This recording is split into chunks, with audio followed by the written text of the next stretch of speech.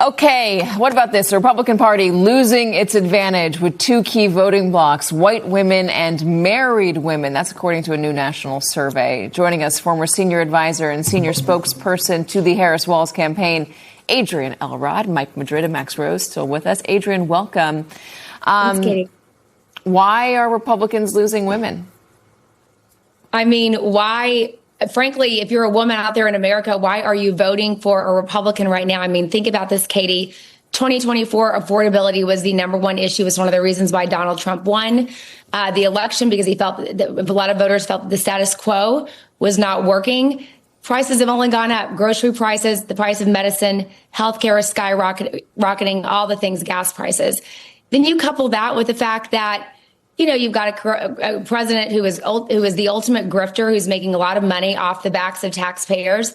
And then on top of that, of course, Katie, is the ultimate reason why, frankly, a lot of women in 2018 retaliated against the current administration and voted for Democrats in droves, is because this overall assault on women. Republicans were very focused, Donald Trump leading the pack, on putting three conservative Supreme Court justices on the court that ultimately resulted in overturning Roe v. Wade. Now, what we saw in 2024, Katie, of course, during the presidential campaign, is that while abortion was a top issue for a lot of voters, if they couldn't afford to buy their groceries, that became a secondary issue. But it still remains a major, major issue to a lot of women in America who are frustrated that, not only can they not get abortion in a lot of states, but if they try to get an abortion somewhere else, they could be put in jail or have to pay a huge fine or whatnot. So continuous assault on women, it doesn't work. They also, of course, criticize AOC for freezing her eggs, which I don't know about you, but most of my friends have frozen their eggs. It just looks like they're completely out of touch, and they've done nothing to help women, voters, and families across the country. Mike, what do you think? Well, look, this is part of a broader demographic collapse. There isn't any group that he has improved with, even white working class men he's losing support with. And it's exactly for what was just mentioned. It's this deteriorating economic situation. And I think it's concerning, though, is when I look at things like Hispanic voters, which, of course, is where I focus on, you'll see that issues like immigration tend to be right where abortion are for women from the previous slide on the show. It's just the seventh top issue at 4% abortion rights in terms of for women. Immigration is sitting, it's seventh or eighth on a list of 10 for Hispanics.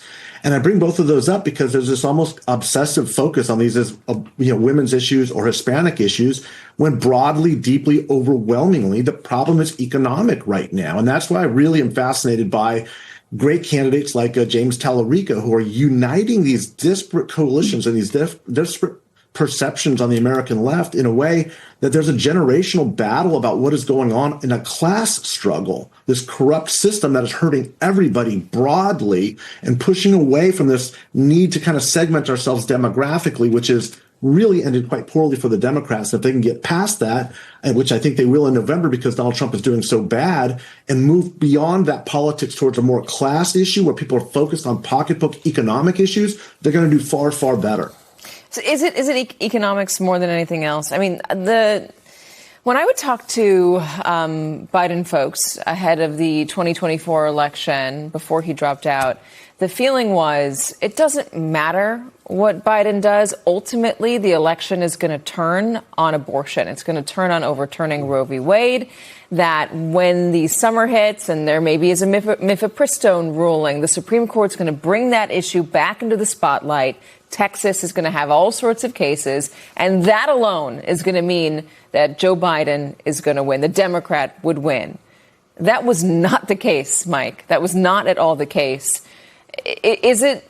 I'm curious about Texas today and SB 1 and how it's playing, and I'm wondering why that was not a bigger issue, and I'm wondering if it is a bigger issue today. What's your sense? I think you articulated it perfectly. And I was hearing those same conversations from the Biden administration on a daily basis on the Hispanic issues, where, again, there's this need to hyper focus on these identity issues. Look, again, I just spent a week in South Texas talking to these voters that voted for Trump, that oftentimes self-identify as conservative. Nobody was talking about abortion rights, and nobody was talking about immigration or the border. They were talking overwhelmingly about the economy. If you're not talking about that and leading that discussion, you're losing. And frankly, you deserve to lose. And that has been, I think, my largest criticism, which is get your head back in the game. You just saw that previous slide where was it 38% of women are prioritizing the economy. We are in such dire straits right now that these issues are overwhelming. There's the slide right there. 38% are saying the economy and cost of living. Look at abortion and reproductive rights. That doesn't mean it's not important, but it certainly means it's not top of mind.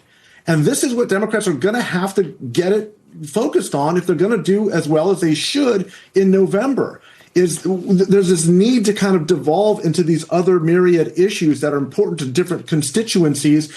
But overwhelmingly, what is happening right now is we are uniting all of these disparate groups behind the fact that we need some sort of relief, that people are suffering day to day. They can't pay the rent. The price of gas is exploding, and governments can do something about that. Those are the solutions they're going to have to offer if they're going to win these voters back in a permanent way, not just in November.